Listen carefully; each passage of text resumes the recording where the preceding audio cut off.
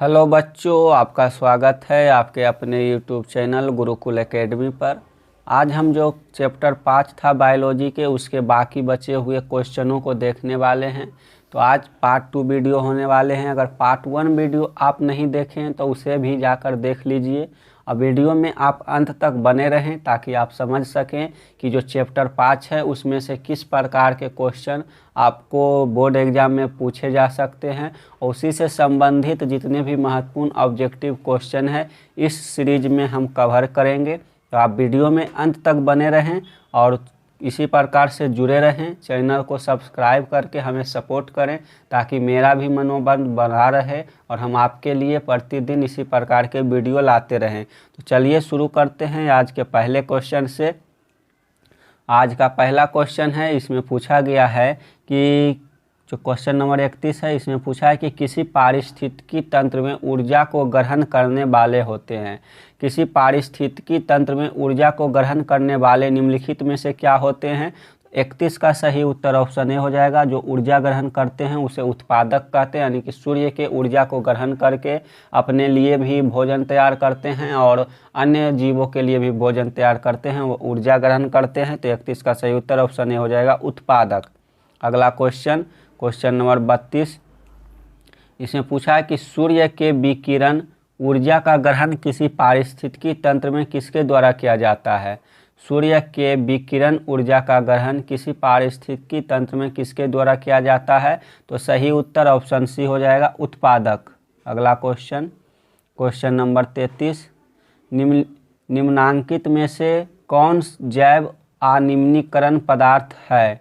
निम्न में कौन जैव अनिम्नीकरण पदार्थ है। तो 33 का जो उत्तर सही हो जाएगा, DDT, यानी कि जो DDT है वह जैव अनिम्नीकरण पदार्थ है। अगला क्वेश्चन नंबर 34, इसमें पूछा है कि ओजोन के एक अणु में कितने परमाणु है।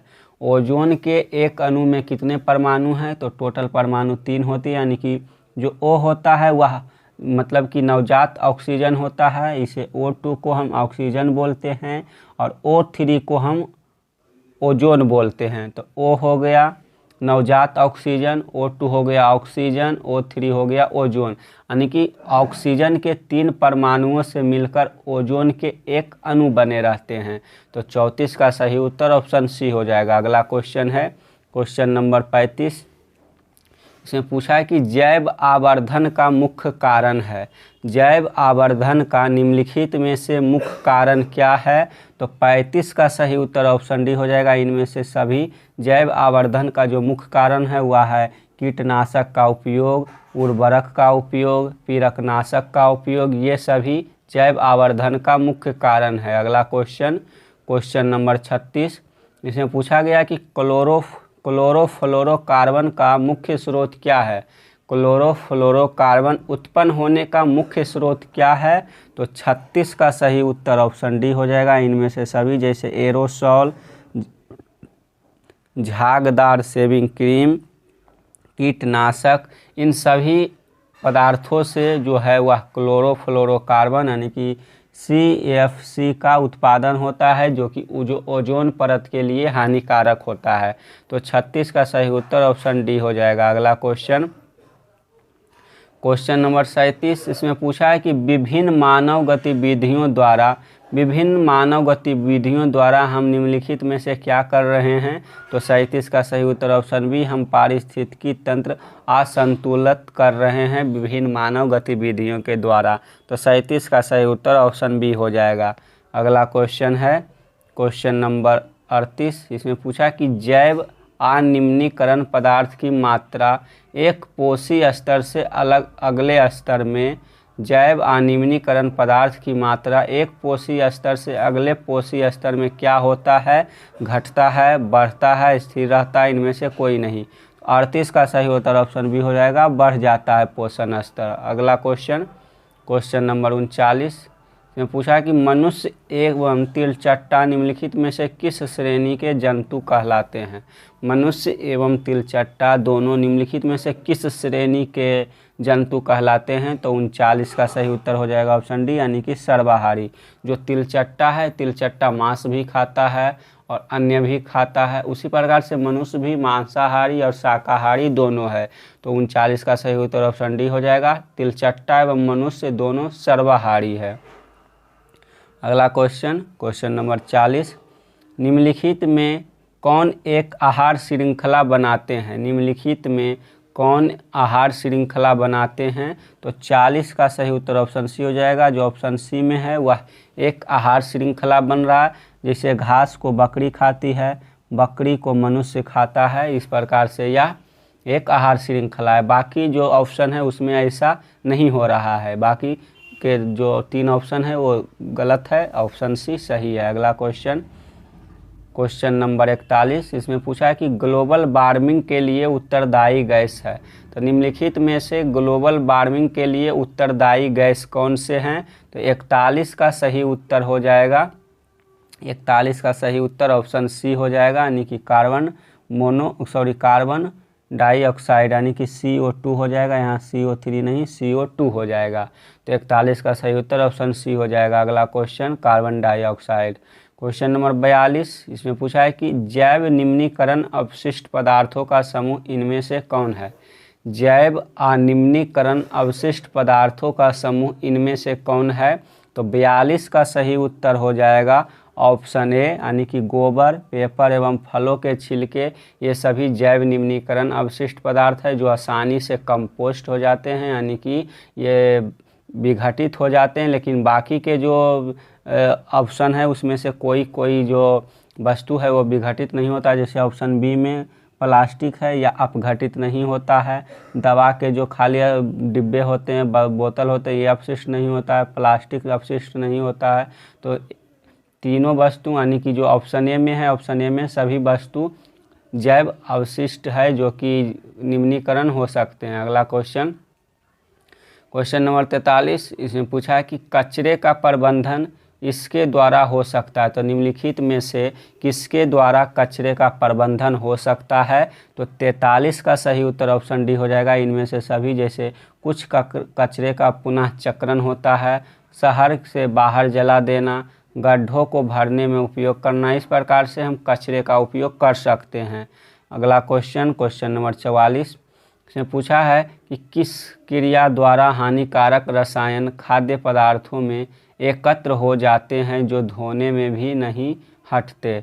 किस क्रिया द्वारा हानिकारक रसायन खाद्य पदार्थों में एकत्र हो जाते हैं जो धोने से भी नहीं हटते हैं? तो 44 का सही उत्तर ऑप्शन सी हो जाएगा, जैव आवर्धन। अगला क्वेश्चन नंबर 45, इसमें पूछा है कि रेडियोधर्मी पदार्थ किस प्रकार के अवशिष्ट है? रेडियोधर्मी पदार्थ किस प्रकार के अवशिष्ट है? तो 45 का सही उत्तर ऑप्शन बी, जैव अनिम्नीकरण है रेडियोधर्मी पदार्थ। अगला क्वेश्चन नंबर 46, इसमें पूछा है कि इनमें कौन अपमार्जक के उदाहरण है? इनमें से कौन अपमार्जक के उदाहरण है? तो 46 का सही उत्तर हो जाएगा ऑप्शन सी। जो ऑप्शन सी है वह जैव अपमार्जक के उदाहरण है बाज, कौवा, लोमड़ी, चील, सूक्ष्मजीव, ये सभी जैव अपमार्जक है। इसका कहने का मतलब है कि जो जीव मर जाते हैं उसको खाकर ये साफ कर देते हैं और पर्यावरण को स्वच्छ रखते हैं।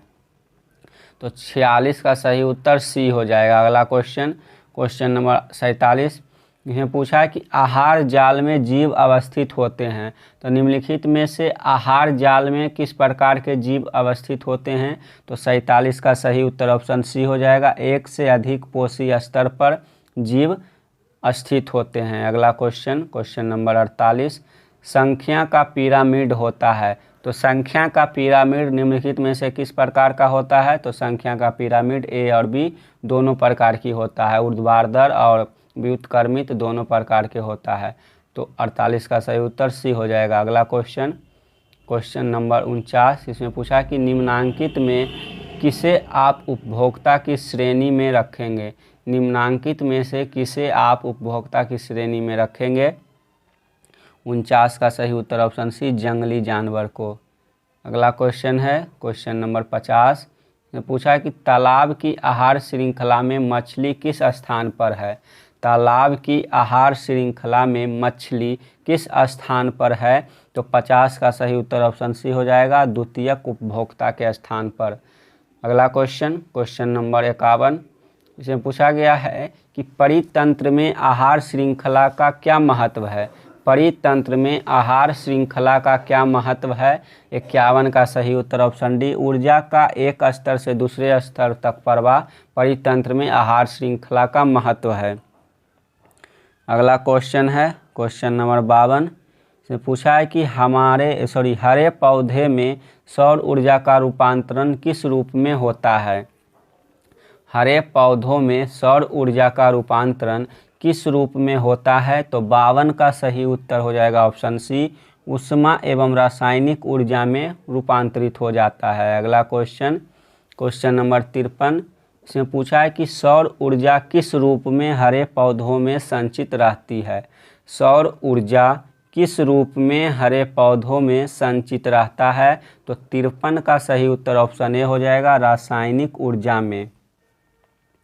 अगला क्वेश्चन नंबर 54, इसमें पूछा गया है कि पौधे मेटाबॉलिज्म द्वारा किस ऊर्जा को वातावरण में मुक्त करते हैं?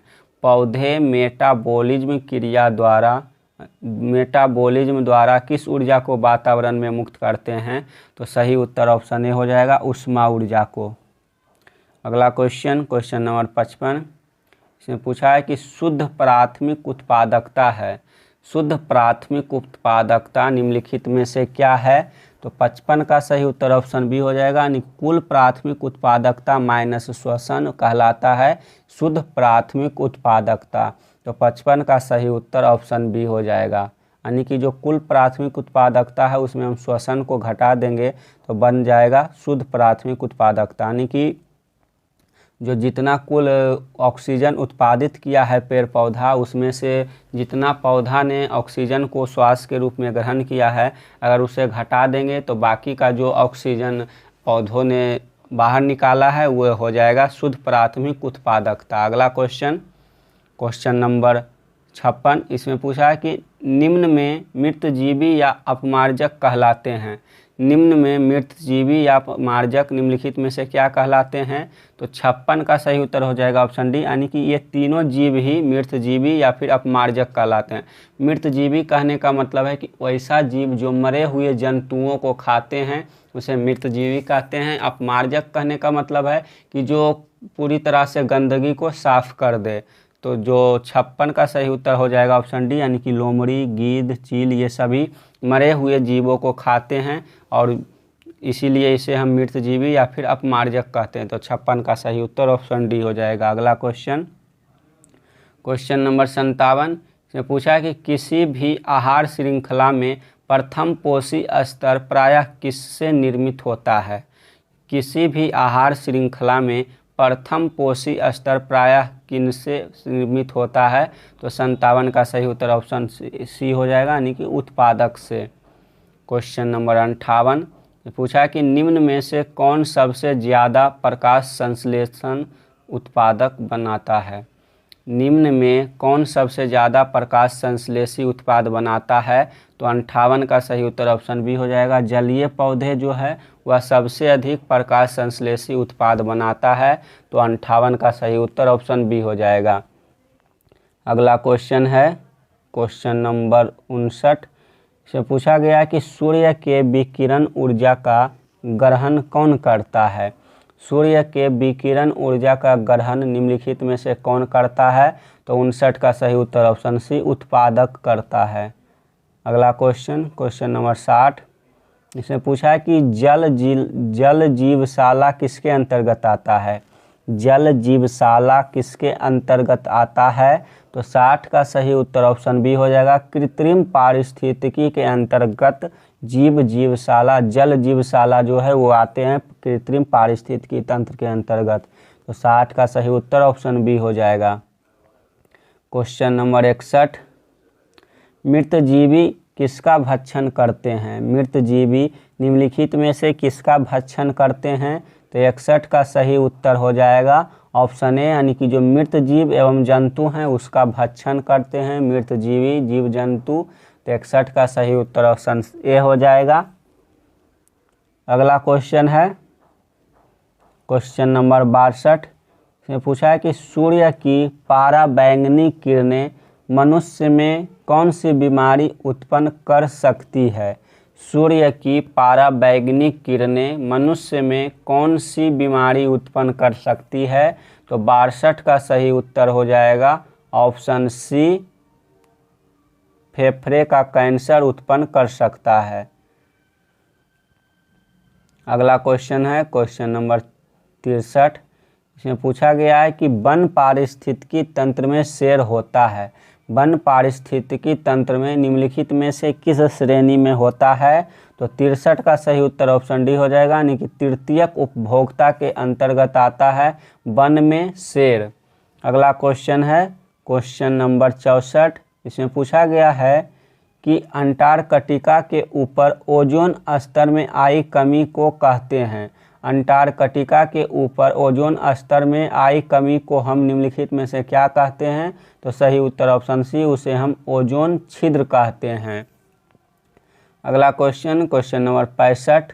इसमें पूछा कि वायुमंडल में ओजोन परत के क्षय का मुख्य कारण इनमें से किसका बढ़ना है। वायुमंडल में ओजोन परत के क्षय का मुख्य कारण इनमें से किसका बढ़ना है। तो 65 का सही उत्तर ऑप्शन ए हो जाएगा, CFC यानी कि क्लोरोफ्लोरोकार्बन की मात्रा में वृद्धि के कारण ही ओजोन परत में क्षय हो रहा है। तो 65 का सही उत्तर ऑप्शन ए हो जाएगा। अगला क्वेश्चन क्वेश्चन नंबर 66। इसमें पूछा है कि एक आहार श्रृंखला में शाकाहारी से निर्माण होता है। एक आहार श्रृंखला में शाकाहारी से निर्माण होता है, तो निम्नलिखित में से क्या निर्माण होता है। तो 66 का सही उत्तर ऑप्शन बी, द्वितीय पोषी स्तर का निर्माण होता है शाकाहारी जीवों से। अगला क्वेश्चन क्वेश्चन नंबर 67। इसमें पूछा है कि परितंत्र का अजैव घटक है, तो निम्नलिखित में से परिजैव का अजैव घटक क्या है। तो 67 का सही उत्तर ऑप्शन डी, इनमें से सभी परितंत्र का अजैव घटक है, जैसे वायु, वर्षा, मृदा, ये सभी परितंत्र का अजैव घटक है। अगला क्वेश्चन क्वेश्चन नंबर 68। इसमें पूछा है कि इनमें से प्राकृतिक पारितंत्र कौन है। इनमें से प्राकृतिक पारितंत्र कौन है। वन, नदी, मरुस्थल, इनमें सभी। तो 68 का सही उत्तर ऑप्शन डी हो जाएगा, इनमें से सभी प्राकृतिक पारितंत्र का उदाहरण है। अगला क्वेश्चन क्वेश्चन नंबर 69। इसमें पूछा है कि इनमें उत्पादक की श्रेणी में कौन है। इनमें उत्पादक की श्रेणी में कौन है। तो 69 का सही उत्तर ऑप्शन ए हो जाएगा, नील हरित शैवाल इनमें से जो है वो उत्पादक की श्रेणी में आता है। तो इसका सही उत्तर ऑप्शन ए हो जाएगा। अगला क्वेश्चन है क्वेश्चन नंबर 70। इसमें पूछा है कि ओजोन स्तर के क्षय के कारण निम्न में से क्या प्रभाव पड़ता है। ओजोन स्तर के क्षय के कारण निम्न में से क्या प्रभाव पड़ता है। तो 70 का सही उत्तर ऑप्शन डी हो जाएगा, इनमें से सभी, जैसे त्वचा कैंसर, मोतियाबिंद उत्परिवर्तन, ये सभी ओजोन परत के क्षय का प्रभाव है। Question number 71। इसमें पूछा है कि एक पोषी स्तर से दूसरे में स्थानांतरण कहलाता है। एक पोषी स्तर से दूसरे में स्थानांतरण क्या कहलाता है। तो 71 का सही उत्तर ऑप्शन सी, ऊर्जा की कमी होती है, यानी कि एक पोषी स्तर से दूसरे पोषी स्तर में स्थानांतरित होते समय ऊर्जा में कमी हो जाती है। तो 71 का सही उत्तर ऑप्शन सी हो जाएगा। अगला क्वेश्चन क्वेश्चन नंबर 42। इसमें पूछा गया है कि अधिकतम ऊर्जा किस स्तर पर संचित होता है। अधिकतम ऊर्जा किस स्तर पर संचित होता है। तो 72 का सही उत्तर हो जाएगा ऑप्शन ए, उत्पादक स्तर पर सबसे अधिक ऊर्जा संचित है। तो 72 का सही उत्तर ऑप्शन ए हो जाएगा। अगला क्वेश्चन क्वेश्चन नंबर 73। इसमें पूछा गया है कि उच्च पोषी जीवों को आवश्यकता अनुसार भोजन प्रदान करने हेतु निचले पोषी स्तर के जीवों की संख्या अधिक होती है। यह एक आकृति बनाती है। तो निम्नलिखित में से यह किस प्रकार की आकृति बनाती है। तो सही उत्तर ऑप्शन बी, संख्या पिरामिड बनाती है। फिर से पढ़ लेते हैं क्वेश्चन। उच्च पोषी जीवों को आवश्यकतानुसार भोजन प्रदान करने हेतु निचले पोषी स्तर के जीवों की संख्या अधिक होती है। यह एक आकृति बनाती है, उसे हम संख्या का पिरामिड कहते हैं। तो 73 का सही उत्तर ऑप्शन बी हो जाएगा। अगला क्वेश्चन, क्वेश्चन नंबर 74, इसमें पूछा है कि ऊर्जा का प्रवाह होता है। तो ऊर्जा का प्रवाह निम्नलिखित में से किस दिशा में होता है? तो 74 का सही उत्तर ऑप्शन सी हो जाएगा, एक दिशा में ऊर्जा का प्रवाह होता है। अगला क्वेश्चन, क्वेश्चन नंबर 75, इसमें पूछा है कि ओजोन के एक अणु में परमाणु की संख्या होती है। ओजोन के एक अणु में कितने परमाणु की संख्या होती है? तो 3। अगला क्वेश्चन, क्वेश्चन नंबर 76, आज का आखिरी क्वेश्चन है। इसमें पूछा है कि जलीय परितंत्र में उत्पादन के रूप में मुख्यतः होते हैं। जलीय परितंत्र में उत्पादन के रूप में मुख्यतः कौन होते हैं? तो 76 का सही उत्तर ऑप्शन ए हो जाएगा। शैवाल जो है वह जलीय परितंत्र में उत्पादक के रूप में पाए जाते हैं। तो आज के क्वेश्चन सीरीज के साथ ही हम चैप्टर जो 5 था बायोलॉजी का उसे समाप्त कर लिए हैं। तो चैप्टर 5 2 पार्ट में वीडियो आया है, पार्ट 1 पार्ट 2, आप उसे दोनों को देख लीजिए। तो आज के वीडियो में इतना ही, मिलते हैं एक नए वीडियो के साथ, तब तक के लिए धन्यवाद।